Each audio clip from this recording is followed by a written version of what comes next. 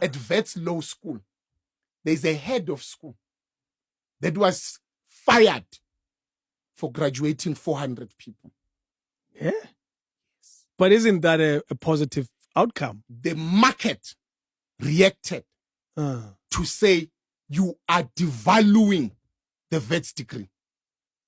A vets LLB must be scarce. And that's what we were told. Must be exclusive. Yes, it must be scarce. No one with a vets LLB must be loitering and speaking about Latin in the tavern.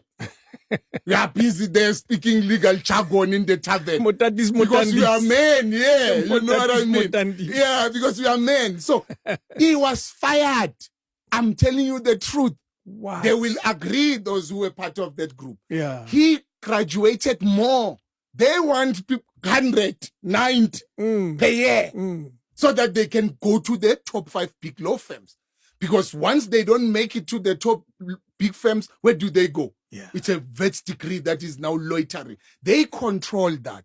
They still control that. The big market control the institutions. They determine the curriculum. That's what we were talking about when we make this noise. They tell you of the monopoly of this institution, that they own this monopoly. You can't interfere. Government, how can you be a government that doesn't know what vets teaches? You know, because you have to control what is being taught, the content, the everything. So those are the issues. So when we say the system, that's what we are talking about, that they inherited a system that was anti-black, a system that was never meant for us. Now, they had to defend the system. Is it, and I ask what may seem like a dumb question, is the system still in place? Of course. Apartheid still exists. Describe it in today's reality. Yeah. In a scenario where you are a vet student today. Yeah. I get it. When you were describing it earlier, you were talking about the challenges of getting in. Yes. Now you're in. Yes. You are a doctor. Yes. You know what the white guy knows. You are equal. Yeah. Apply the system now. Now, you are equal, but who owns the means of production? Where are you going to be employed? Who's going to employ you? Yeah. Your children. Now I'm doing pupillage. Let's say I become an advocate. Yeah. Or if I become a lawyer and I own a law firm. Now my children who study law are already studying to work for me. A lot of the kids that you go to school with, their parents, they study something that their parents own. They already, if their parents is in auditing, they're already studying accounting science to go work for their parents. If they are doing LLB, their parents are the CEOs of Bowmans, ENS, Wexman, and everywhere. So the competition is unfair. Also the networking. Their parents play golf. Their parents play golf with the owners of Netcare. You, with your medical degree, you will go to the hospitals where you will look like you are a hobo when you are there. There's not even the facilities to grow. There's not even penicillin. You are just a doctor by name, you know. So the ground is not level.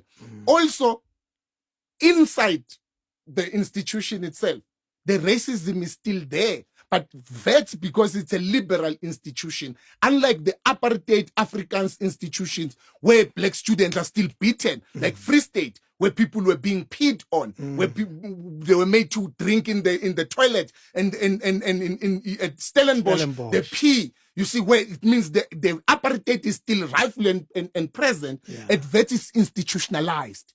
You can only feel it, you won't see it.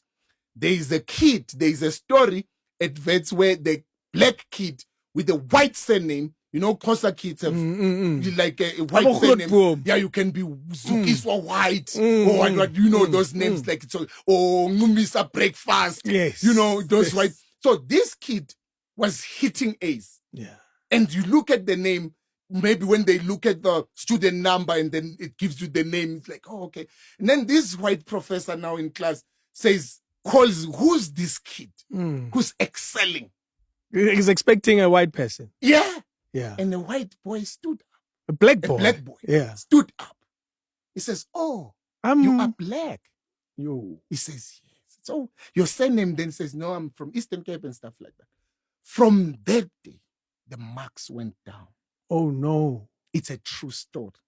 And Oh, others no. will relate to it. They will even give a name of the person. Yo. It's institutionalized, the racism. You go there, you find white kids. They have access to the paper. Yeah. And we don't have it. It happened during our time where a white kid got the exam paper and thought he was sending it to a group of his people, the tribes, whiteness. Yes. And it went to the entire class group. And he says, you must not show this to your black friends. Oh, that was just the message. Yeah, to the group. Yeah. Yeah, you guys must not then take this to your black friend. The vets had to cancel that paper because we made noise about it. Because why? It has went out. We also had an incident where a black professor, Seme, Mpumelelo Seme, was teaching law of property. She failed half of the class. Yo. We are used to failing. But now the noise was that white people failed. She was even taken to the minister. It's a true story. He was taken to the minister, was taken to the board of higher education, was reported to Habib. The story was on 702. The issue was not failure. The issue was white people failed. The CEOs of the big law firms who had their children there came to the head of school. How can this happen? Because failure is for blacks. That woman stood her ground. Did she win her defense? We defended her, even though we had failed. Yeah. Even though we had failed. I remember there was a huge meeting Yeah. where all the LLB people were called. I stood up and I defended her alone for an hour, speaking alone. Jeez. And after that, the meeting ended. Because we had other subjects with high failures like law of contract. No one had made a complaint about it. Law of contract can fail 80% of the class. Why was it different in terms of the complaints versus the other complaints? It's white people who teach contract at Wits. Okay. She was a black woman teaching law of property, a black woman. And there were two people who were teaching law of property. It's her and Dugat. Jackie is white. The attacks were on the black woman, not on the lecturers of law of property. And more on the students for not performing. Because that's also another debate. Why didn't you do your work? No property chows. No property chows. No that subject chows. Yeah. Because it has a lot of elements. There's contract in it. There's constitution in it.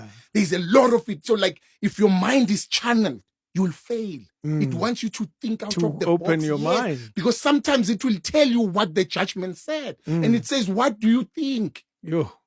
So you have to widen your mind. You have to widen your mind. And they were failing this whiteness. Because they are used to this thing, So we defended. So I'm saying that's the institutional racism